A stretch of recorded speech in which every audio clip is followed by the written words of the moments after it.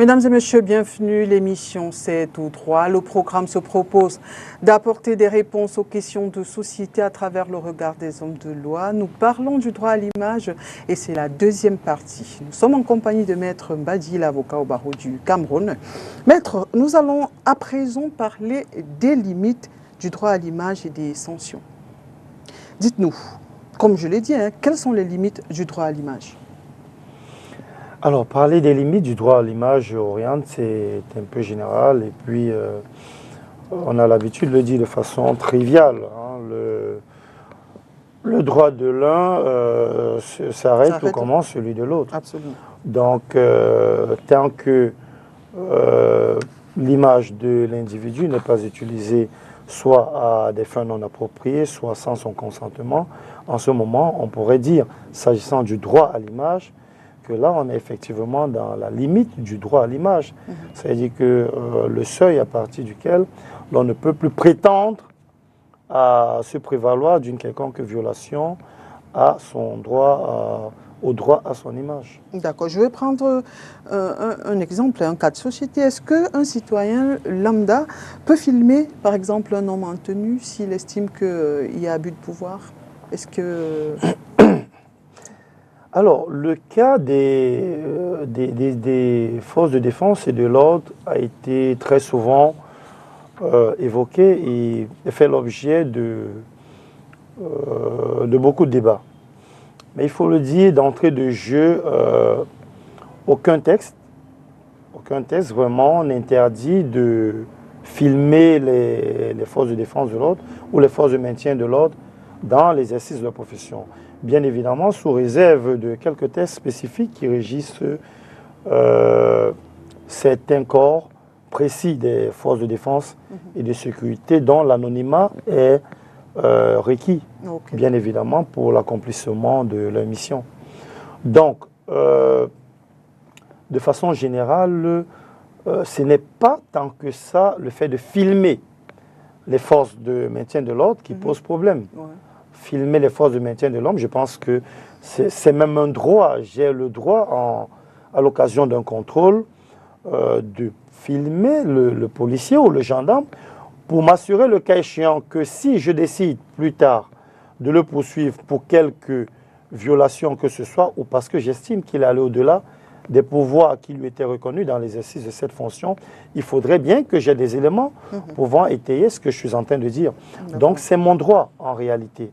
Maintenant, comme je le disais, ce n'est pas le fait de capturer cette image qui pose problème, mais c'est l'utilisation de cette image qui pourrait être problématique. Donc, effectivement, filmer un policier dans l'exercice de ses fonctions n'est pas censé être problématique. Oui, en tout état de cause, aucun texte ne l'interdit. D'accord. Alors, est-ce qu'on peut parler de droit à l'image quand on est en route, dans la circulation, dans un lieu public? Est-ce que là encore, on va parler du droit à l'image quand on a décidé d'être vu au-dessus de tout le monde? Alors, de façon générale, lorsqu'on est dans le public, alors, je vais prendre un cas de figure simple. Oriane, lorsque vous marchez, on vous prend en photo, vous ne savez pas qu'on vous a pris en photo. Donc, vous ne pouvez pas évoquer le droit à l'image lorsque vous ignorez même qu'on vous a pris en photo. Oui. Ça, c'est une chose. Maintenant, si vous êtes dans une manifestation publique, on vous prend en photo. Ça dépend maintenant de pourquoi vous avez pris en photo et de ce qu'on fera de cette photo. Vous avez parlé des limites au droit à l'image tout à l'heure. L'une des limites du droit à l'image peut d'ailleurs être le droit à l'information. S'agissant, si je viens dans votre corps de métier, le journalisme, sous réserve de l'application effectivement des dispositions relatives à la loi de 90 sur la communication sociale, vous n'allez pas vous opposer à un journaliste qui est dans l'exercice de ses fonctions en train de couvrir un événement en disant « Non, il m'a filmé alors qu'il était... » Non, vous êtes dans le public. Et d'ailleurs, ceci me permet de penser à un célèbre arrêt au Cameroun qui est l'affaire Yomba Madeleine Dame Yomba Madeleine contre les brasseries du Cameroun, qui avait déjà posé, c'est vrai de façon générale, les bases de la responsabilité civile, mais surtout qui posait également certaines bases du droit à l'image au Cameroun. Parce que pour la petite histoire, Mme Yomba Madeleine avait été photographiée à l'occasion d'une manifestation publique.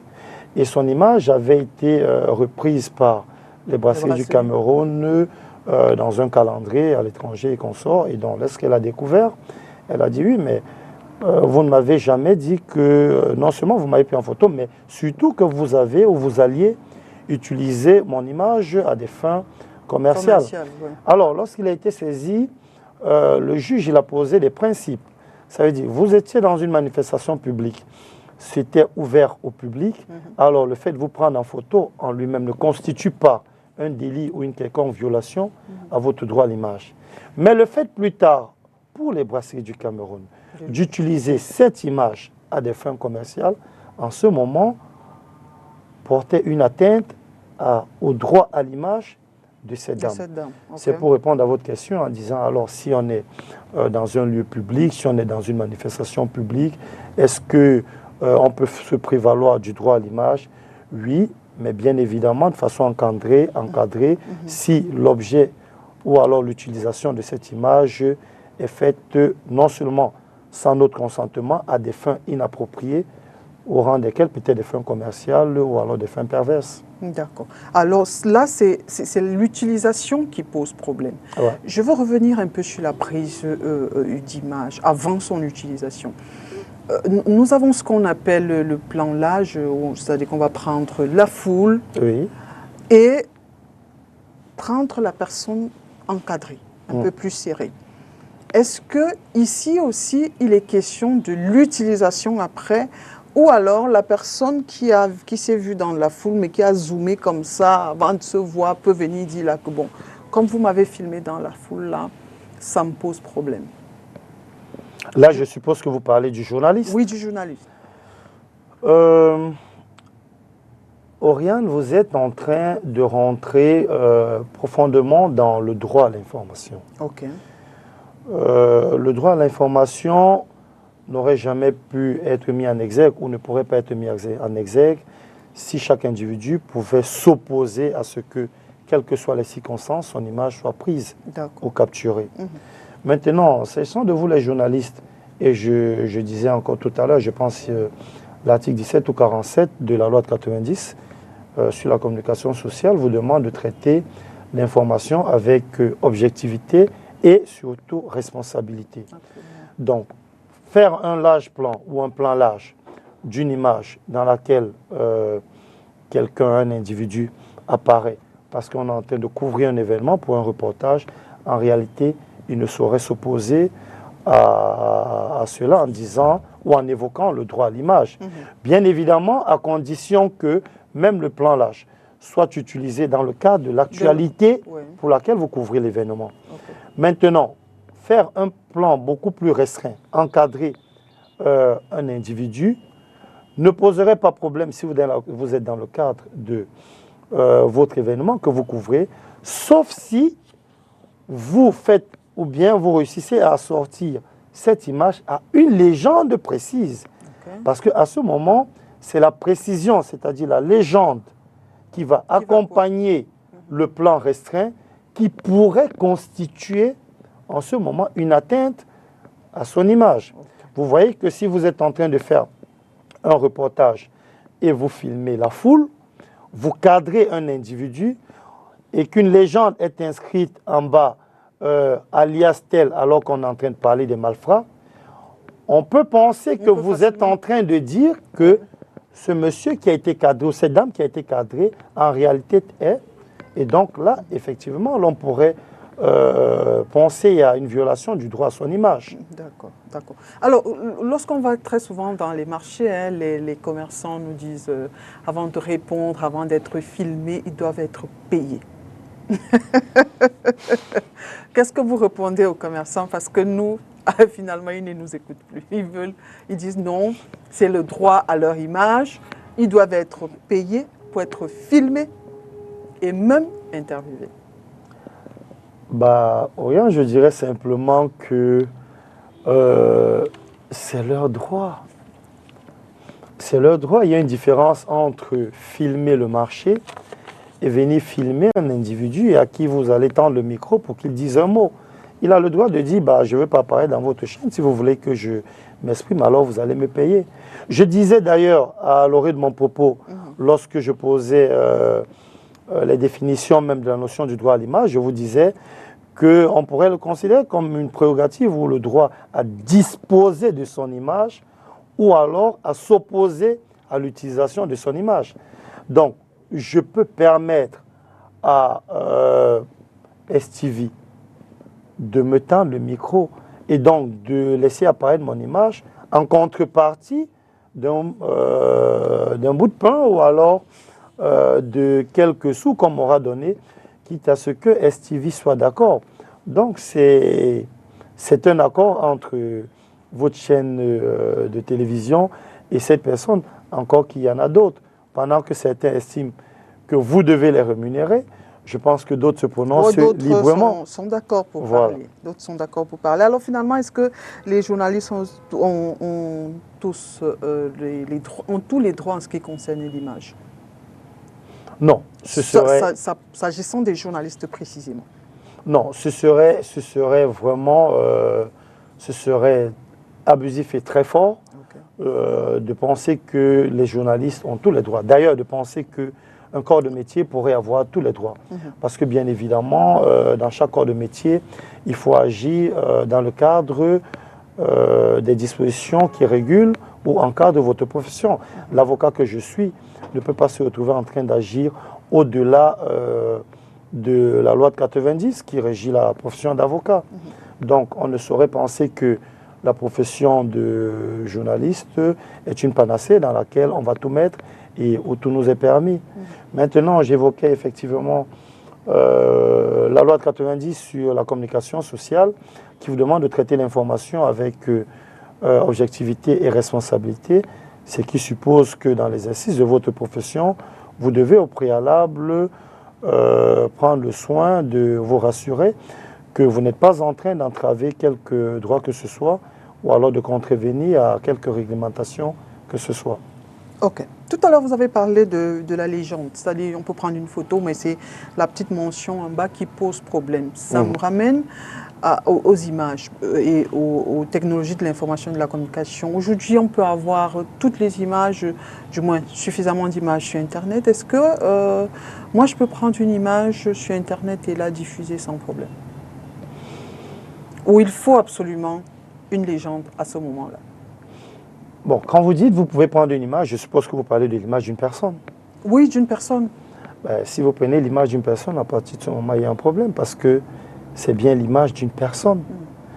Et il faut faire très attention aujourd'hui avec les technologies de l'information et de la communication, avec l'avènement des réseaux sociaux.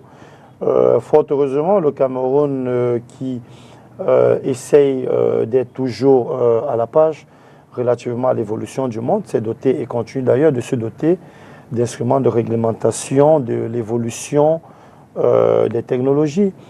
Avec la loi de 2010 sur la cybersécurité et la cybercriminalité, aujourd'hui, vous ne pouvez pas publier, diffuser l'image de quelqu'un sans son autorisation. Donc, elle est dans un espace public. Je veux dire, elle est sur... je tape Google par exemple, je vais trouver une photo, je peux l'utiliser ou il faut absolument que je dise que je ne suis pas l'auteur? Mais c'est pourquoi j'ai bien dit, dès le départ, il faut contextualiser. D'accord. Ce n'est pas, si vous prenez l'article 74 de la loi que je venais de viser tout à l'heure, celle relative à la cybercriminalité et la cybersécurité, on vous dit toute personne qui diffuse. Entre autres, il y a qui diffuse. Donc, vous diffusez dans les réseaux sociaux à quelle fin? Pourquoi vous diffusez et à quelle fin vous diffusez? À partir du moment, vous savez, il y a des individus qui ne sont pas dans les réseaux sociaux. Vous avez des personnes qui n'ont ni Meta, ni Instagram, ni X, qui ne sont pas du tout dans les réseaux sociaux. Alors imaginez quelqu'un qui, un bon matin, les enfants lui disent « Papa, nous t'avons vu dans les réseaux sociaux ». Il va dire « Mais comment se fait-il que mon image soit dans les réseaux sociaux ?» Capturer mon image, c'est une chose. Mais la diffuser dans les réseaux sociaux, c'est autre chose. À partir de ce moment, moi, je pourrais poursuivre la personne ou l'auteur de cette diffusion. Très bien. Si, peut-être, avant de poser ma question, est-ce que ceci est restreint? Je veux dire, il y a ce qu'on appelle, ou celles qu'on appelle des personnes publiques ou personnalités publiques. Est-ce que moi, journaliste, prendre la photo du président de la République, par exemple, sur Internet, dans un moteur de recherche comme Google, prendre cela pour utiliser pour une information, est-ce que ça, c'est une infraction? Bon, effectivement, là, vous êtes en train de contextualiser l'information, mais au préalable, vous avez précisé des aléas qui entourent la personne dont vous êtes en train de prendre l'image. Okay. Vous avez parlé d'une personne ou d'une personnalité publique, donc on est dans le public. Bien évidemment, si vous prenez l'image d'une personnalité publique, quelle qu'elle soit, pour le traitement de votre information, et à condition que l'information que vous traitez soit non seulement fidèle, mais peut-être ne porte pas atteinte à la vie privée de cette personne, à son intimité, à sa personnalité, vous ne serez pas en train de violer le droit à son image. Mais si vous prenez l'image d'une personnalité publique que vous relayez, vous diffusez dans les réseaux sociaux en disant telle personnalité aurait fait ci ou ça, au-delà même peut-être du droit de réponse et autres, vous convenez avec moi que non seulement l'information elle n'est peut-être pas sincère, mais l'image qui est associée à l'information porte une atteinte flagrante et évidente à la personnalité, à l'honneur et à la dignité de la personne. De cette personne. Absolument. Avant d'être une personnalité, elle est d'abord une personne. D'accord. Dites-nous, maître, est-ce qu'une personne qui accepte d'être photographiée, je l'avais déjà répondu, elle peut refuser intenter un procès en cas de diffusion sur les réseaux sociaux? C'est-à-dire, elle a accepté d'être photographiée. Oui. Mais la fin, elle ne sait pas. Et demain, elle retrouve cette photo sur les réseaux sociaux. Est-ce que là, elle peut s'indigner? Alors là, vous posez le problème, d'une certaine façon, de l'autorisation dont vous veniez de parler tout à l'heure. Donc, une personne qui accepte, ça veut dire qu'à la base, il y a eu un contrat dans lequel j'ai accepté d'être photographié. Oui. Bien. Je vous disais tantôt que tout dépend de l'objet du contrat. Parce que le droit à l'image me permet même de m'opposer à l'utilisation détournée de mon image. Pas seulement à l'utilisation de mon image. Ça veut dire que je peux être d'accord que mon image soit utilisée, mais dans une finalité bien précise. Le fait pour vous de l'utiliser à d'autres fins que celles pour lesquelles je vous ai donné mon autorisation ou mon accord, vous convenez avec moi qu'à ce moment, je peux m'y opposer et je peux faire prévaloir en ce moment le droit à mon image. Parce que l'utilisation a été détournée de celle initiale. Mais si on a accepté d'être photographié, ce n'était pas pour garder dans la... Oui, mais j'ai accepté d'être photographié dans un but précis, Oriane. Si j'accepte d'être photographié parce que, par exemple, je suis à un événement qui concerne le barreau du Cameroun, et puis on dit, voilà les jeunes avocats, j'accepte d'être photographié pour être présenté comme un jeune avocat, et que demain vous utilisez mon image pour dire, de temps en temps on fait face à certains manquements des avocats, dont peut-être vous n'êtes plus dans le même cas de figure, vous n'êtes plus dans la logique dans laquelle moi j'ai été, je vous ai donné mon autorisation. Donc en ce moment, vous faites une utilisation détournée de l'autorisation que moi ou de l'accord que moi je vous ai donné. Alors dites-nous, quelles sont les diverses formes d'atteinte au droit à l'image précisément sur les réseaux sociaux? Les formes d'atteinte du droit à l'image dans les réseaux sociaux, vous avez la diffusion, qui est déjà une violation du droit à l'image, le fait de diffuser l'image de quelqu'un sans son autorisation dans les réseaux sociaux, déjà là c'est problématique et c'est répréhensible. Maintenant, au-delà de la diffusion, vous avez même la légende qui accompagne la diffusion, les informations qui accompagnent la diffusion. Vous êtes en train de porter atteinte à l'honorabilité. On a souvent vu dans les réseaux sociaux, et ça c'est de plus en plus récurrent, de nos jours, vous êtes dans un groupe WhatsApp et puis vous voyez une image qui circule. On dit telle personne aurait détourné mon argent ou bien les biens de tel et autre. Et puis vous prenez la même image avec la même légende ou le même commentaire. Vous partagez dans un autre groupe. Et puis c'est peut-être dans Meta. Et puis c'est... Mais là, c'est grave. Parce que vous n'êtes pas censé, sans son accord, véhiculer, diffuser son image, encore moins diffuser avec une telle légende qui accompagne cette image. Si vous estimez que la personne s'est peut-être rendue coupable d'un quelconque forfait, vous la poursuivez. Et même lorsque vous allez la poursuivre, elle reste présumée innocente jusqu'à ce que sa culpabilité soit établie et de façon définitive. Et donc, bénéficiant de la présomption d'innocence, elle n'est pas censée subir une telle humiliation. Et même lorsqu'elle aura été déclarée coupable, elle conserve son droit à l'image. Ce n'est pas parce que j'ai été déclaré coupable que vous prendrez mon image à laquelle vous allez lier des commentaires vexatoires qui vont au-delà du simple, peut-être, commentaire de la décision qui a été, ou du verdict qui a été rendu. Le droit de l'image est si attaché à la personnalité qu'il nous suit même au-delà de notre vie. Parce que le droit à l'image est même attaché à la dépouille de la personne. Vous allez d'ailleurs vous souvenir de la fameuse affaire Ivan Colonna en France. Donc c'est dire que le droit de la personne est si rigide que, quelles que soient les circonstances, il faut toujours qu'on s'assure que nous ne sommes pas en train de porter atteinte à la dignité de la personne dont nous sommes en train de faire la publication de l'image. D'accord, mais avant qu'on ne parle des sanctions, il y a eu 2 faits dans l'actualité récente. Oui. La dame poursuivie pour les repas pas bons pour la santé. Il y a aussi la jeune élève qui aurait été filmée dans une vidéo obscène, qui ont été diffusées sur les réseaux sociaux. La dame du restaurant c'était dans le cadre d'une reconstitution des faits. Est-ce que ici, ces 2 personnes peuvent estimer que leur image, leur droit à l'image a été atteint? Oriane, vous avez cité 2 faits d'actualité qui sont doublement choquants. Vous avez cité 2 faits majeurs de l'actualité qui sont doublement choquants.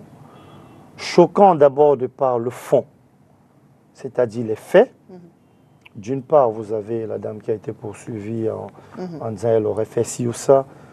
L'image qui est la vidéo qui a circulé et qui était très choquante dans cette nourriture-là.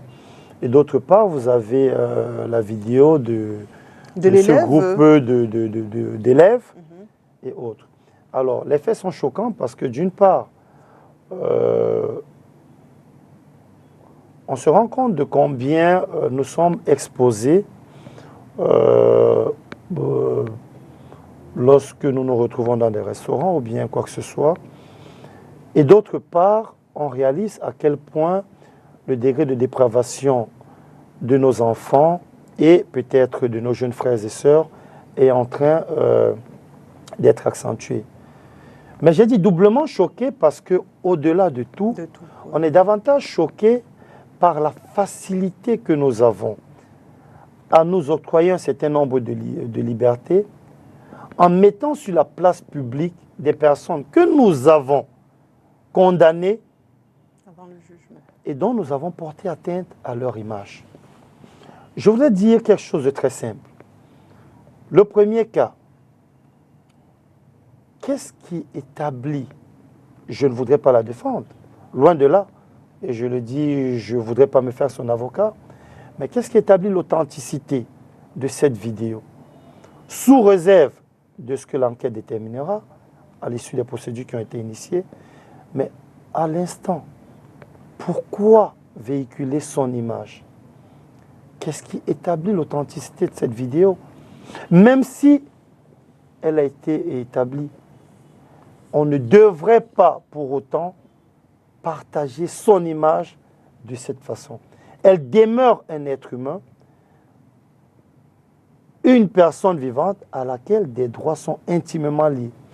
D'autre part, s'agissant des élèves et particulièrement de la jeune dame, je vais faire une précision en disant ce n'est pas le fait de capturer des images qui pose problème. C'est l'utilisation de ces images. Oriane, ce qui se passe entre quatre murs dans divers endroits au Cameroun peut parfois paraître abominable. Mais ce que nous ignorons, nous choque moins. Alors, c'est pas... Nous sommes choqués par ce que nous avons découvert que des élèves puissent faire. Mais nous devons être choqués par le fait de faire basculer la vie de ces élèves en les clouant au pilori, en les condamnant sur la place publique, en véhiculant cette image. Parce que même s'ils ont réellement fait ce qu'on voit, ils restent et demeurent des personnes vivantes auxquelles des droits restent attachés. Donc oui, dans ces cadres-là, on reste en violation flagrante du droit à l'image. Parce que leur consentement n'a pas été requis pour que ces images soient diffusées. Ça me rappelle d'ailleurs une certaine affaire qui, avant celle-ci, a défrayé la chronique et dans laquelle ce n'était pas tant que ça l'enregistrement des images ou des vidéos qui faisait problème, mais la diffusion et le partage qui étaient délictuels et problématiques. D'accord. Alors, quelle sanction pour celui qui diffuse et même celui qui partage? Alors, si je maintiens strictement... On est là dans les réseaux sociaux. Dans les réseaux sociaux, par exemple, vous pouvez vous référer à l'article 75, si je prends la loi de 2010, qui punit, je pense, jusqu'à 5 ans, toute personne qui diffuse sans autorisation l'image de quelqu'un dans les réseaux sociaux. Vous pouvez d'ailleurs également, d'une certaine façon, faire l'objet de diverses poursuites telles que la diffamation ou bien la dénonciation calomnieuse en fonction des circonstances. Si plus tard la personne se rend compte que les informations que vous véhiculez qui accompagneraient son image peuvent également être de nature à porter atteinte à son honorabilité. D'accord, on va y aller rapidement, maître. Il y a le phénomène de sextape aujourd'hui. Oui. Alors, celui qui diffuse, on se dit, bon, ils ont décidé de filmer, c'est pas grave, tant que c'est dans 4 murs, il n'y a pas de souci. Mais celui qui diffuse, et celui avec la mention vengeance, est-ce que la sanction est différente? Sinon, avant, quelle est la sanction de celui qui publie des images de la nudité d'une personne sur les réseaux sociaux?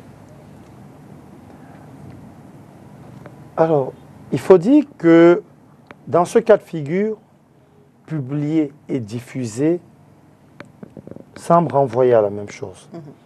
Ça veut dire, celui qui publie dans les réseaux sociaux, il est en train de diffuser. Parce qu'une fois que, si on considère les réseaux sociaux comme une place publique, une fois qu'il publie dans les réseaux sociaux, ça veut dire qu'il permet à tout le monde qui a accès à ce réseau de pouvoir en prendre connaissance. De la même façon, celui qui, dans divers groupes, se met à partager des publications, alors ils sont en train de poser le même acte, la même violation, et donc sont censés être sujets aux mêmes sanctions ou alors aux mêmes incriminations. D'accord. Alors, c'est la même sanction que celle que vous avez citée préalablement? Oui, logiquement, si on est dans le cadre des réseaux sociaux, sous réserve bien évidemment d'autres infractions qui peuvent être établies. D'accord. Merci beaucoup. Là, on est sur le plan pénal, effectivement. Ok. Merci, maître. Nous sommes arrivés au terme de notre émission. Merci pour d'avoir accepté notre invitation et surtout pour tous ces enseignements. C'est moi qui vous remercie et comme je le dis d'habitude, c'est un immense plaisir d'apporter à chaque fois ma contribution à l'information et éventuellement à la formation et la connaissance de vos nombreux téléspectateurs. Merci. Mesdames et messieurs, merci à vous d'avoir été des nôtres. Nous espérons avoir répondu à quelques-unes de vos préoccupations. N'oubliez surtout pas, nul n'est au-dessus de la loi et nul n'est censé ignorer la loi. À très bientôt.